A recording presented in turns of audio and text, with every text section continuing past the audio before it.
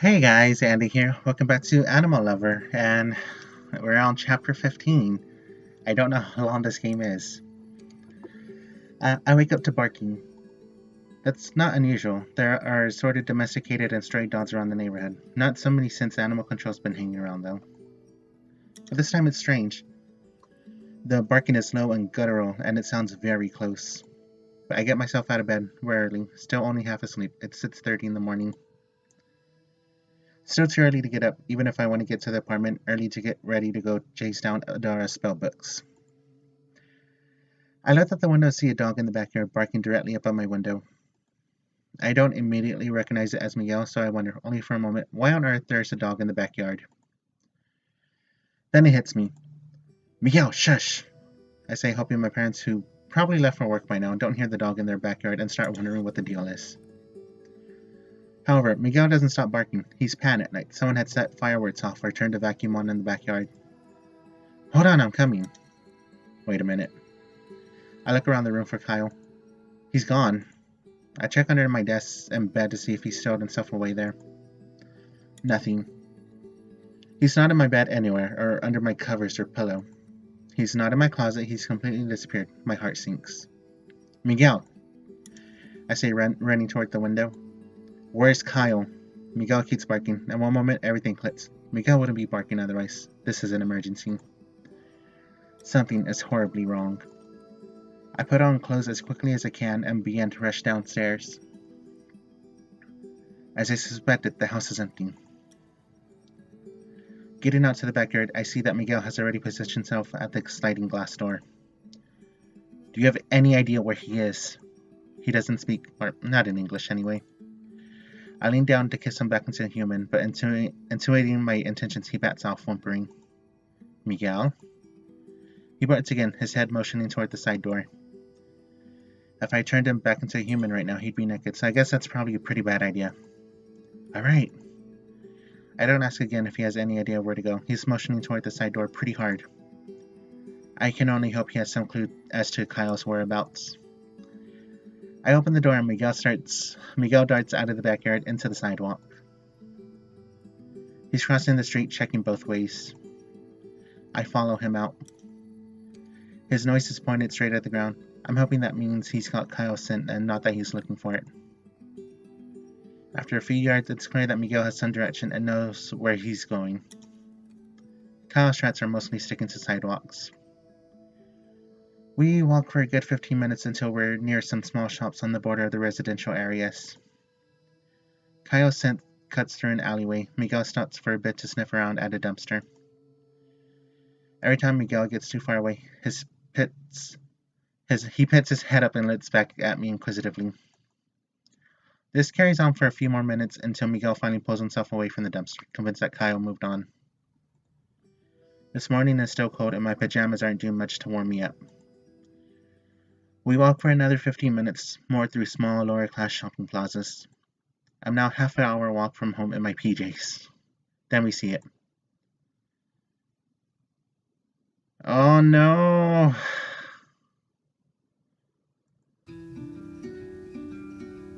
I run up to the body in the gutter, praying impotently that this is some unrelated ferret. It isn't. It's Kyle. His body's collapsed and his eyes are closed. He is completely unmoving. He was run over by a car. Oh no. He's dead. It's gruesome. The blood is mostly dried and darkened. When I pick him up to hold him, it feels like he ought to be moving. His fur should bristle with activity. His neck should lift up and his eyes should match mine. His eyes look so much like Kyle's. Miguel. I turn to see Miguel's, or rather Rocky Road's attentive eyes. Go get a box or something, please. Miguel turns away and I turn back to Kyle. My thumb fruitlessly presses against the poor thing's neck to check for a pulse. I thumb against his snout to check for a hint of breath. I kiss him and watch for a glimmer of light. It all comes up short. Miguel returns with a cardboard box. I start to cry. The cold feeling is back. It's been a while. This time, I'm not thinking about who I lied to or what I've done wrong, or how uncertain the future is.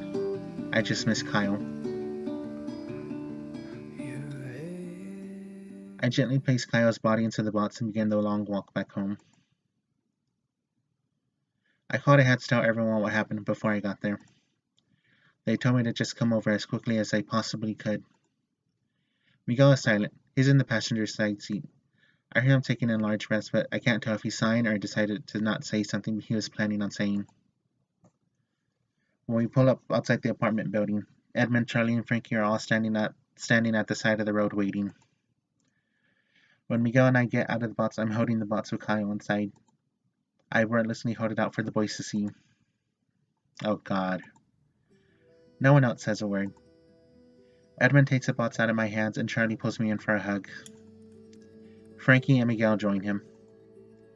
Edmund also joins in, holding the box in one hand, not letting it touch the ground. When the hug ends, Charlie's the first to speak. "Let's get inside," is all he says. So we slowly walk up the steps to the apartment. When we're inside, Edmund sets the box down on the counter. We don't know if that he hasn't reincarnated. It's true. That doesn't really take away from... I know it doesn't. That's not what I'm getting at. I'm just saying that we don't know that Kyle's dead. But after Andy kisses, we don't know that the spell doesn't, change somehow. Yeah, but he died as a ferret. And a magical one at that. I'm not saying it's true, I'm saying there's still hope. I suppose that's true. Yet somehow I don't feel any better. All that to say, I think we need to go through with our original plans for the day. Edmund, no. I don't want to wait to find out if he's okay. No, it's out of the question. Not after this, we can't go like this. So we keep watching Adara's blog for the other 2 weeks, waiting for her to leave the house while wondering if Kyle's still out there somewhere and waiting for Charlie to finally turn into a bear?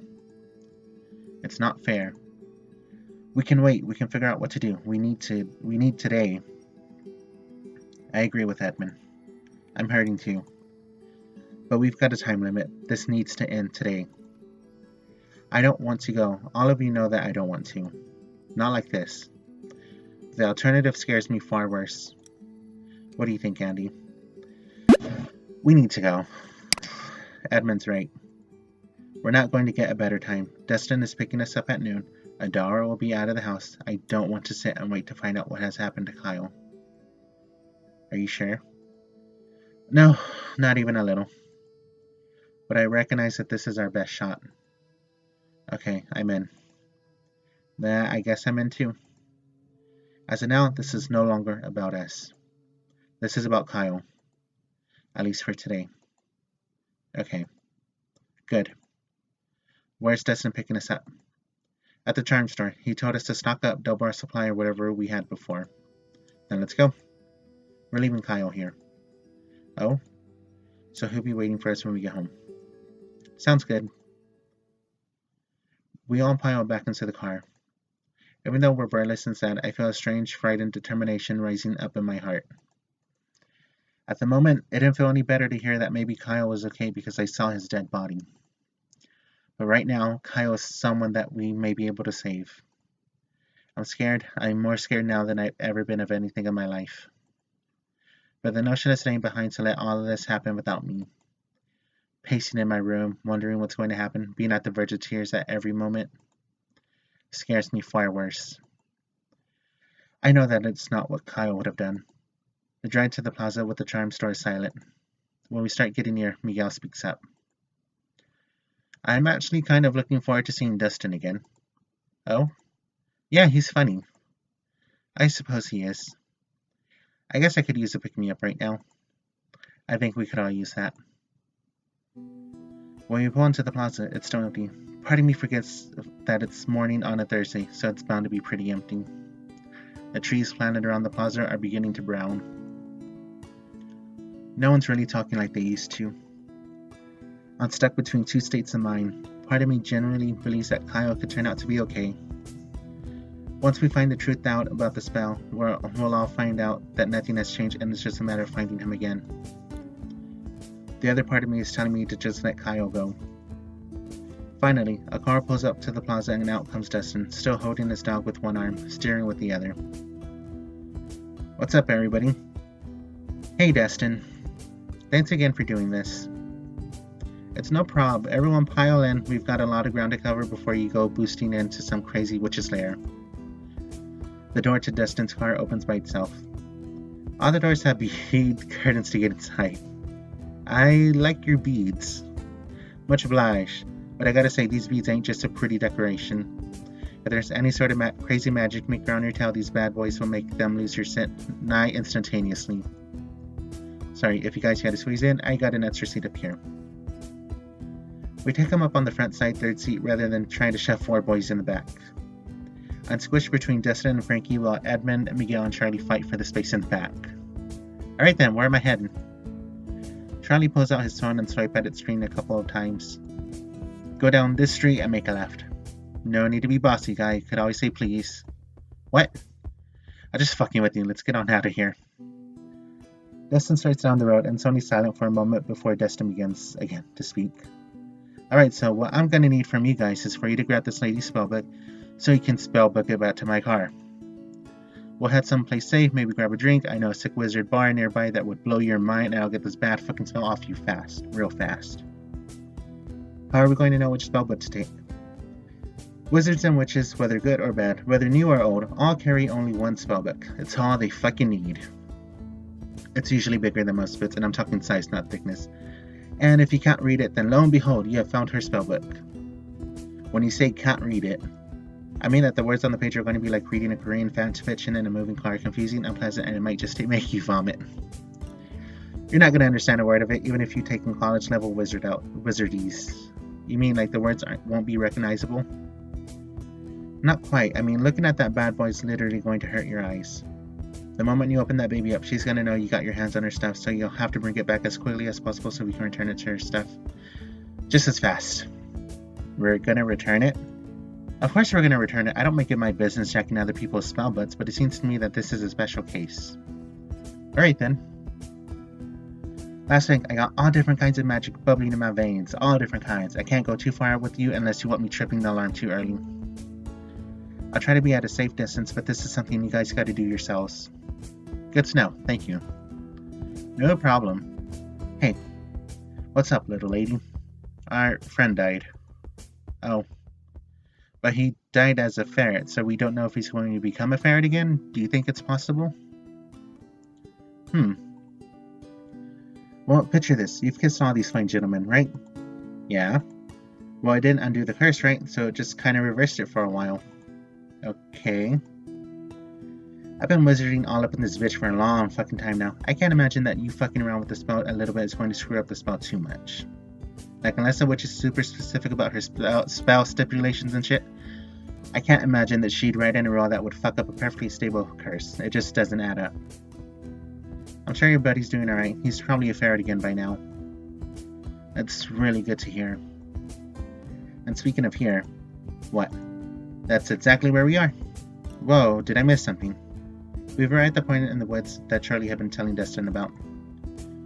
My heart is still in a state of flux, and I want to feel hope at Dustin's words, and I want to be strong getting out of the car. I feel guilty not feeling either way. I'm only scared. Thanks again, Dustin. If we're not back soon, call me. My phone's on vibrate. If you don't answer, get help. You got it. We all piled out of the car, leaving swinging beads behind us, trying to not get any of them caught on the doors. We then began the long walk. I will end this episode here. That's been an emotional roller coaster for me. But as always, thank you so much. If you want to see more like this, consider supporting me on Patreon. There are a bunch of cool rewards. I uploaded the shadows that run alongside our car last week before the hurricane hit, so there's a few episodes of that up. For this month, I will be playing Love is Strange, so expect that really soon on Patreon. I will be a private LP only. But as always, thank you so much for watching. I really do appreciate it. I'll see you all very soon. Bye for now. Bye for now.